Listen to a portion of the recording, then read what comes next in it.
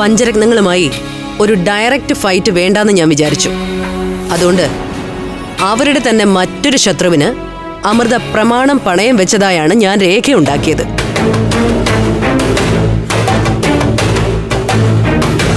ഇനി അങ്ങോട്ട് ആ ശത്രുവും പഞ്ചരത്നങ്ങൾക്കെതിരെയുള്ള യുദ്ധത്തില് നമുക്കൊപ്പം ഉണ്ടാവും. ആരാ ശത്രു? ചേച്ചി അത് പറഞ്ഞില്ലല്ലോ.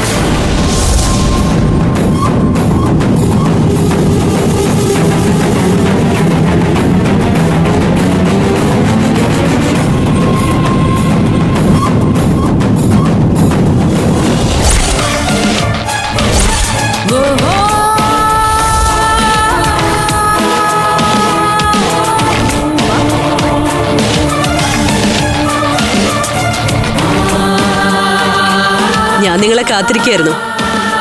ദിവ്യയും ഞാനും അമൃതയെ പൊതുശത്രുവായിട്ട് പ്രഖ്യാപിച്ചിട്ട് ഇപ്പൊ കാലം കുറച്ചായി. അതെ, അവള് ഞങ്ങൾ രണ്ടുപേരുടെ ഉറക്കം കെടുത്തിട്ടുള്ളത് ചില്ലറയൊന്നും അല്ലല്ലോ. അപ്പോ പ്രമാണം ദിവ്യപ്രഭയ്ക്ക് പണയം വെച്ചതായിട്ടാണോ ചേച്ചി വ്യാജരേഖ ഉണ്ടാക്കിയത്? അതേടാ, അഖിലയുടെയും ആകാശിന്റെയും കല്യാണം മാത്രം നടത്തി ദിവ്യപ്രഭയുടെ സ്വർണം വീണ്ടെടുക്കാനും പിന്നെ പഞ്ചരത്നം ഹോട്ടൽ വിൽക്കുമ്പോ ദിവ്യപ്രഭയ്ക്ക് 25 ലക്ഷം രൂപ നൽകാവുന്നതാണ് ആ കരാറിൽ ഞാൻ എഴുതി പിടിപ്പിച്ചിട്ടുള്ളത്.